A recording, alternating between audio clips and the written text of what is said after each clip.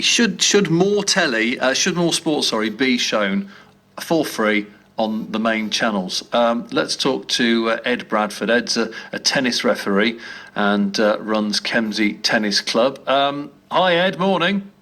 Hi, Elliot. How are you? Good, thank you very much. Wimbledon is always free, isn't it? I mean, however, occasionally, every so often, there is talk that it might go off the BBC. That would be the end of days, wouldn't it, that, Ed? Yeah, I think, for me, free-to-air obviously reaches the front rooms of millions of households, and it gives people the chance to watch world-class sport that they maybe haven't seen before. So for tennis, obviously Wimbledon on the BBC, the coverage that it gets, the great coverage that it gets, encourages people to either pick up a racket for the first time and give the sport a go, or often to drag an old one out of the cupboard and dust it down. And is that a genuine? Because I mean, we hear this all the time. I mean, every year you hear, people like yourself or the various bodies representing sports, they always say this. They say that visibility is a massive thing and it encourages people. But I mean, you see Wimbledon every single summer. It's always on the BBC. Do you notice a spike in the number of people interested in tennis corresponding to Wimbledon? Yes, definitely. Yeah, obviously, tennis is a sport that you can play all year round, but we naturally see, a surge in interest at this time of the year. That might be people, public, paying and playing on park courts or at club courts that are available for that.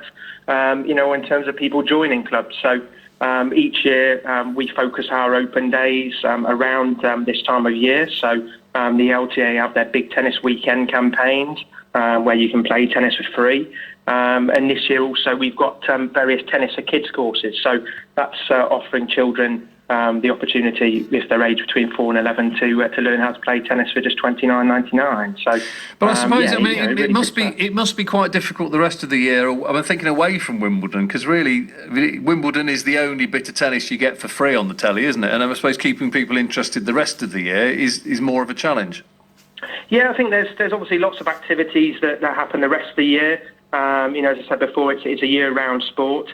There's obviously indoor courts as well around the area. So the LTA and sort of consortium with the City Council, RGS and a couple of other venues, they're investing 2.3 million into tennis across the county in Worcester. So obviously they wouldn't be putting that money in if they didn't feel that they were going to get the rewards all year round. They wouldn't put that in just for 2 weeks of the year. You're going to have a bit more of a challenge this Sunday, aren't you, though, in terms of competition? Because you got the British Grand Prix, and of course, there's a small question of the Cricket World Cup final. Yes, yeah. I think obviously the men's final at Wimbledon will still pull quite a few people, but obviously, yeah, it's a bumper weekend for sport.